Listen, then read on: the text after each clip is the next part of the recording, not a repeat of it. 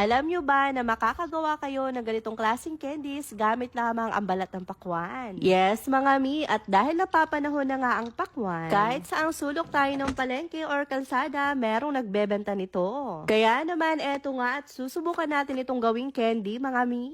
Kailangan lamang babalatan po natin ito na maayos. Saka naman natin ito hiwain ng naayon sa gusto nating laki or liit. Bale, ganitong klaseng pagkakahiwa lamang po yung ginawa ko, mga mi. Pagkatapos naman po nito, kailangan lamang hugasan natin ito ng mabuti. Saka naman po natin ito papakuluin, kaya naman dito sa aking kawali. Inilagay ko na nga itong pakwan, saka naman ako naglagay ng tubig. Then, tatakpan lamang po natin ito, papakuluin po natin ito ng mga 7 minutes. Makalipas nga lang pong 7 minutes, eto nga at hahanguin na natin ito. At pagkatapos nga po, ang sumunod naman na proseso dito sa aking planggana, naglagay lamang ako ng isang pitsil na tubig, saka ko po ito nilagyan ng 1/4 cup na asin. Yes, mga mi, dahil nandito po tayo sa proseso ng pagbababad ditong ating mga pakwan. Bali, binabad ko po ito ng overnight, then kinabukasan nga po, ito na yung itsura niya, mga mi. Kaya naman, tatanggalin na natin ito dito sa ating pinagbabaran at pagkatapos nga po nito, babalawan natin ito ng tubig. Hindi ko na lamang po na ipakita yung pagbabalaw ko, mga mi. Pagkatapos nga po itong balawan, i-drain ko po ito ng mga 1 oras. Dumako naman tayo dito sa aking kawali, naglagay lamang ako ng 1½ cup na asukal. Then, naglagay lamang po ako ng 3/4 cup na tubig, saka ko lamang po ito iniluto. Hanggang sa lumapot na nga po ito, mga mi. Yung tipong papunta na po ito sa pagkakaramelize, kaya naman eto, mga mi, inilagay ko na nga po itong pakwan. Then, lulutuin at hahaluin po natin ito hanggang sa kumapit na nga po yung asukal dito sa ating mga pakwan. Hanggang sa maging ganito na yung itsura nila, mga mi, yung tipong matutuyo na po sila.